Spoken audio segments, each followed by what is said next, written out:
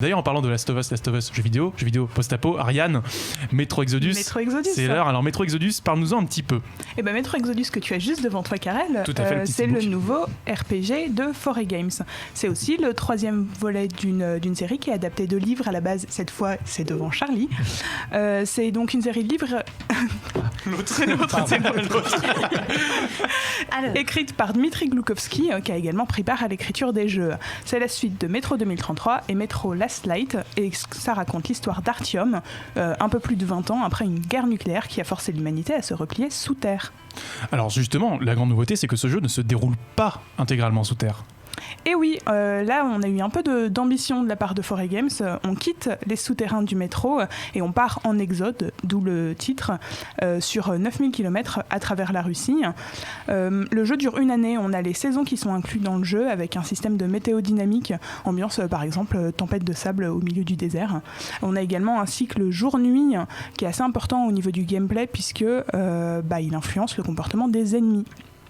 Après, en ce qui concerne le monde de ce nouveau jeu, ambition également, puisqu'il s'ouvre, alors pas autant qu'on l'avait espéré à la base, c'est pas un vrai open world, on n'a pas une seule grande carte à explorer, mais une succession de chapitres, avec certains qui sont assez ouverts, voire très ouverts comme la Volga, et d'autres qui sont totalement linéaires comme les jeux précédents. Donc le jeu reste très scripté. Tu avais eu l'occasion de tester le jeu en preview au K-Day, il y a quelques semaines.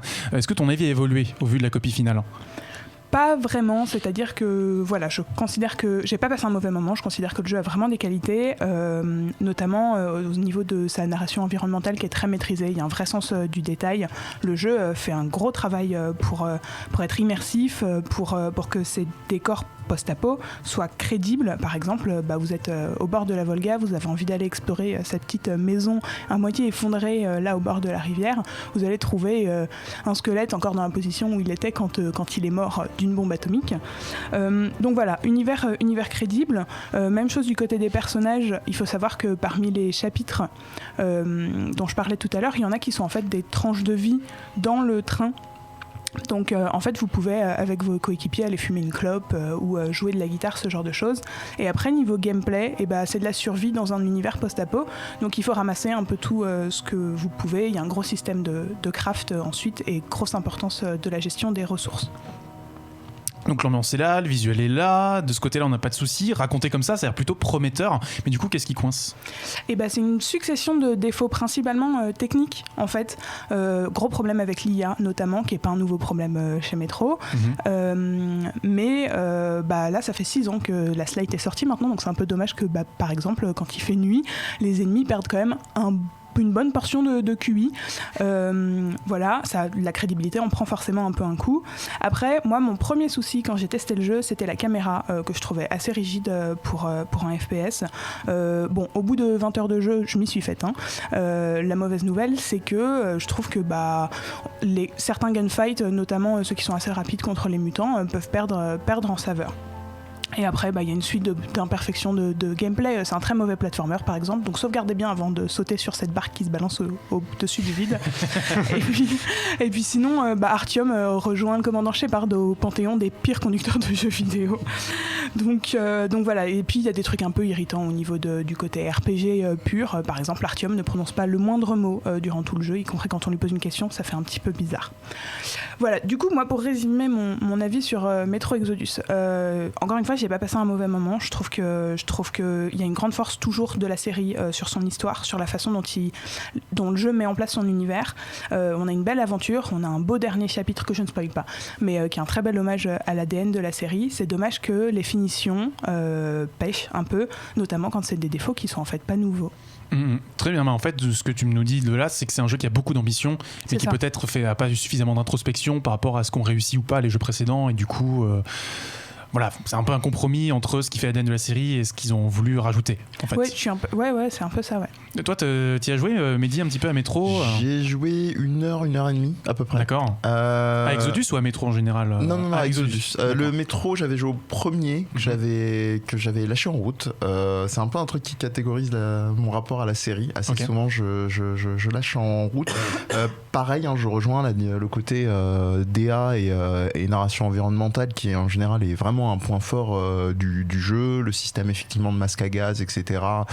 Mais ça me tombe vite des mains et là on m'a un petit peu, j'en dirai rien, je rassure tout de suite les spectateurs, spoilé le final en me disant qu'il y avait une tendance un peu nanardo céleste. J'ai donc un peu lâché l'affaire et j'ai effectivement vu en vidéo. Moi ça m'a un peu refroidi. Ça t'a pas donné envie de finir? Non, pas du tout. Okay. Pas du tout. Il y a aussi des histoires de factions où j'ai trouvé les ficelles très bateau, donc sur le côté justement post-apo, mais on en reparlera sûrement plus tard.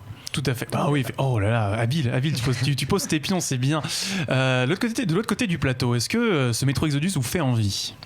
Avec les défauts qu'Ariane vient de mettre en évidence, pas plus que ça en fait. Savoir qu'on va jouer à un jeu en connaissant déjà les défauts. Non mais ça c'est la gageure, je veux dire, c'est parce que c'est ta deuxième fois en plateau, mais c'est, je veux dire, quand quelqu'un donne les défauts de quelque chose, ça veut pas forcément dire que ça va pas te plaire. Oui, effectivement. Non mais ça pourrait être intéressant. On voit sur le chat qu'il y a beaucoup de gens qui saluent l'animation des zombies, notamment Shueisha64 qui est assez... C'est pas des zombies. C'est pas des zombies, c'est des mutants. Ce sont des mutants. Très bien, merci pour la transition, pour la remarque. Pseudolès qui nous dit la seule fois où Artyom fraude, c'est le jour où il y a les contrôleurs, pas de bol. C'est un peu le twist du jeu. Oui, Mehdi. Rien à voir avec le post-apo, mais si vous voulez jouer à un jeu dans un univers où il y a le monde du métro et qui est sympa, je vous conseille de Darkness, le premier, qui est très chouette. Voilà, c'est pour histoire. J'ai un peu bâché la Exodus, je donne un jeu en mode conseil. Voilà, c'est cadeau. Il est un peu daté graphiquement, mais il est très chouette globalement. Très bien. Du comics, très bien. C'est tout pour Metro Exodus, à moins Charlie que tu veuilles rajouter quelque chose. Non, moi j'avoue que je pourrais me laisser tenter si j'étais joueur. C'est une réponse de Normand absolument géniale. Tu peux la décliner à toutes les sauces celle-là. Mais effectivement, les défauts ont l'air quand même assez importants, donc c'est dommage.